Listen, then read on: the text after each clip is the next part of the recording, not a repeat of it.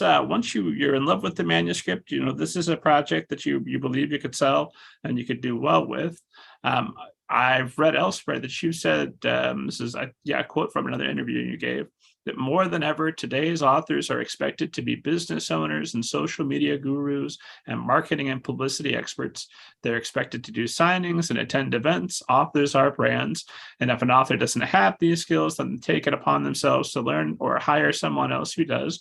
So once you get past, I love the manuscript, how do you evaluate an author and how do you make sure that they're going to, if they're not already, that they're going to be this author brand? Yeah.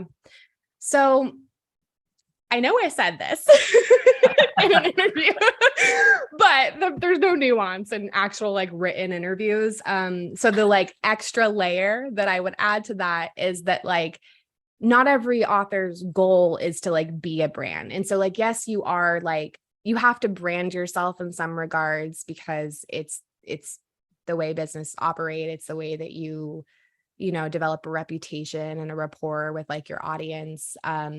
That doesn't mean that you have to like create that brand yourself. It doesn't mean you have to be posting on social media yourself. Like there are plenty of authors who have assistants and who have like, outside publicists that don't work in-house that freelance for them. And, people who run their social media accounts. So like it takes a village. And as you grow and, the years pass and you're in this industry longer, like you can figure out kind of like what works for you. Like if you really love Twitter, then like God be with you. And you can, and maybe it comes really naturally to you. Some people are just naturals at like Instagram and things like that, right? It's just comes so naturally to them and they really enjoy it.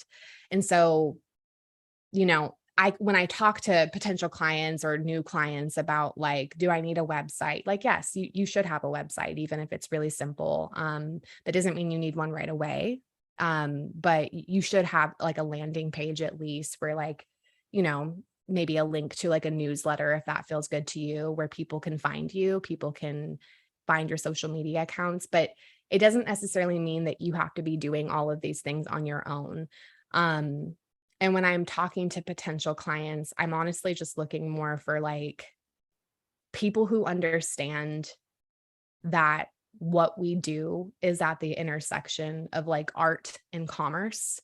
And while I like know how close an author can be to a book that they've been working on for years, just the fundamental, like it's expectation setting, like understanding that like when that book is sold, like it's now a product. It's not like the book that's, that you were working on in your like office or wherever anymore. Now it's a product and it's going to be packaged and it's going to be on shelves and it's going to be sold in stores. And you are a business owner. And I guess like, it's a lot, like, cause you know what I mean? Like we're at that intersection of art and commerce and it's very emotional. But at the same time, it's a business. And like Barnes and Noble does not care about my author's feelings as much as I would, as much as I like wish that Barnes and Noble would, So just like more understanding that and finding ways to grapple with that, whether it means like having a team that supports you, just taking care of yourself and making sure that you find ways to kind of like deal with those challenges. And I'm just looking for someone who's really, level-headed and is like going into this knowing that once the book is out there, like there are certain things that are going to be out of our control. So